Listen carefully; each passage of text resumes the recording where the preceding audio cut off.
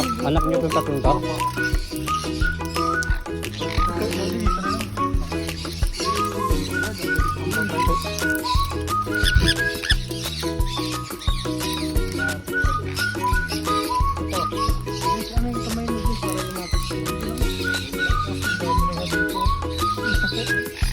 Ngayon lang.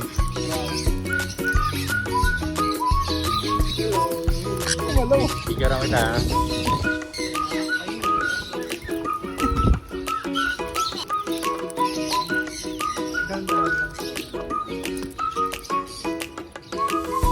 Nakapalo pa ko sa inyo. Salamat ha. Yung buti may ginawa lang muna ako. Hindi pa ako nakakapag-focus sa iyo.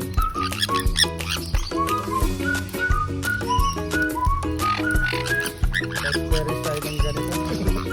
Bihirang experience ng ganito. Dati meron. Anong Pinakawala ko.